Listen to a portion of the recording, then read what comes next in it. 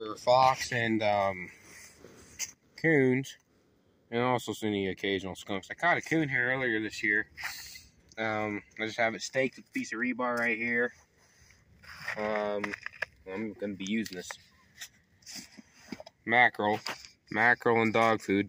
It's my go-to bait right now. I'm just experimenting with it. Just something new I started trying this season.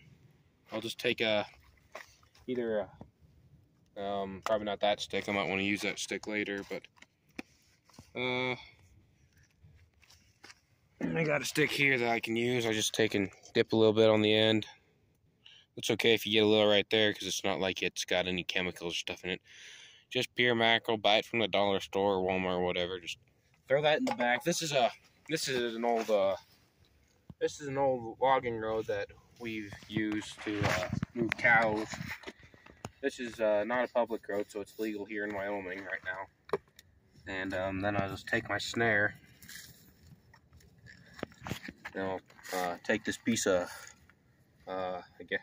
wood, and then I got a wire wrapped around it, and I got about these I think they're called snare stabilizers. I bought these off of Schmidt.com. Just loop this piece of wire through here. I get all my trapping stuff off Schmidt.com or Runnings. Normally Schmidt.com. You know, we can't have more than a 12-inch loop. I'm trying to body snare most of this stuff. Then I'll just take the stick I showed you earlier, shove it down right there as a little bit of blocking, but also holds the snare in place a little bit. It'll still close because an animal comes, hits that, it'll just knock that stick right over. I'm kind of stupid when it comes to trapping, but then I'll just take and try to lean this up here, maybe take this little stick here, and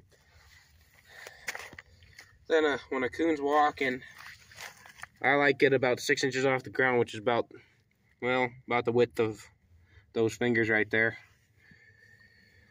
And I'll just make sure it's about 6 inches off the ground. Or sometimes, if I'm targeting skunks, I'll lower it a little bit, which for this purpose I will lower it a little bit. And then I got my mackerel in there. Some people might be worried about something coming over the top, and I'm one of those people. So I'll just take another stick here, just like so. I'll just put that in right there. And that little wire, the snare kind of acts as stabilization, so now anything coming through is going to want to go through the snare instead of trying to go over top. Of course, skunks and raccoons wouldn't be worried about going over top. It's a fox, and you know, there's a chance to catch a coyote, but not a very high chance. And then I like to take and cover this up a little bit. Just hold it down to where, you know, if an animal's walking, the rock was frozen in there a little bit. I don't want him to be able to catch that and knock the snare off. I've only had that happen a couple times, but a couple times you miss a couple animals, you never forget it. Doesn't take long to cover it up neither. It took me, what, 5 seconds? And I guess we'll be going to the next location.